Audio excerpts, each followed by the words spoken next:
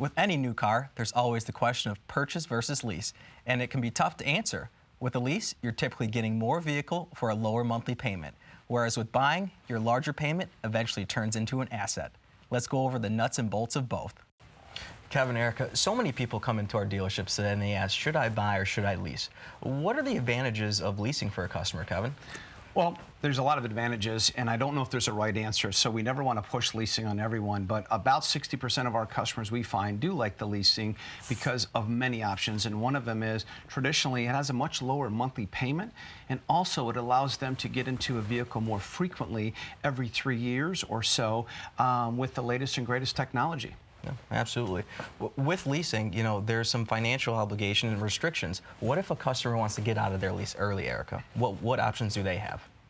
They have a number of options, which is really great. I think that's one of the other advantages about leasing is the fact that they have more options in a much shorter amount of time frame than if they were to purchase a vehicle. A lot of times they're coming in and they don't have nearly as much obligation left on that lease versus if they were to take a loan out for 5 or 6 years.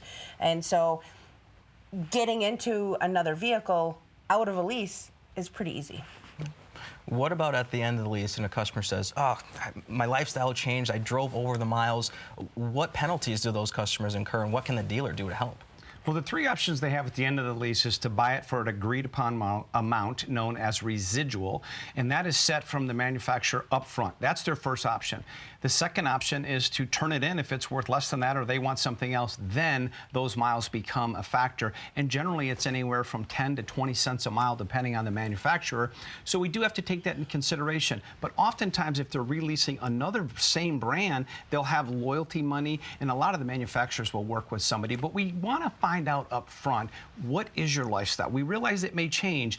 Those are the people that tend to get frustrated and say, I don't want to lease because they had a bad experience. And generally, it's because their lifestyle changed and or the salesperson they were working with didn't ask enough questions and put them in the proper lease. Oh, that makes sense. You know, a lot of customers, when they sit down with our brand specialists are trained to go over 10 or 12 or 15,000 mile options. Are there options for people that drive 20 or 25,000 miles a year? Absolutely.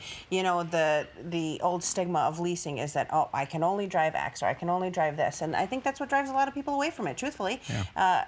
The other thing to be said about that is that when you get into a higher mileage lease, maybe the payment isn't quite as attractive as a traditional lease of maybe a 10,000 mile or 12,000 mile a year lease. But absolutely, we see it every day. So Kevin, back to you. What would you add on the benefits of leasing versus the buying aspect, which customers are traditionally known to do?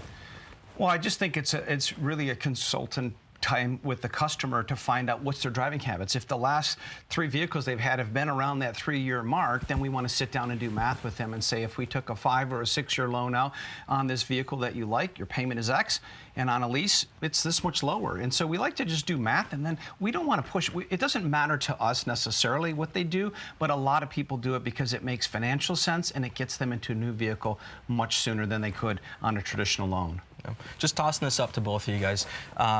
You know, what are the benefits to the manufacturer, the customer, and the dealer when you lease a vehicle? Well, I think one of the biggest benefits to the customers, they have more options more frequently, and they have an opportunity to be able to get into a vehicle typically with less financial obligation. And they have an option to be able to get into a vehicle that's, you know, again, latest, greatest technology, safety, all of that, and they can do it in a much shorter time frame as opposed to an obligation to a buy. So for the customer, it's better because of the monthly payment and the things that Erica said. It's also good for us as the dealership because they have to do something in 3 years. They've got to make a decision. Am I going to buy it? Am I going to turn it in? Am I going to get another vehicle? So it puts them into the market. So from a dealership standpoint, we like that. And for the manufacturer, the same reason for the dealer, the customer, there's a good chance that they're going to get into another vehicle, hopefully the same one. But if not, and that vehicle the customer doesn't buy, either the dealership can buy it or the manufacturer can, and it becomes good used vehicles for them to put at their auctions. So if I understand you guys correctly, there's a lot of benefits for both the dealer and the customer, and as well as the manufacturer. One being you get to turn in your car after 3 years or whatever the agreed upon lease term is. You can choose to buy it out at the end if you fall in love with the car, or you can just rid your hands of it because the manufacturer owns that financial obligation. Correct. And I think it's a win-win-win for everybody. No, all the way around. Thanks, guys.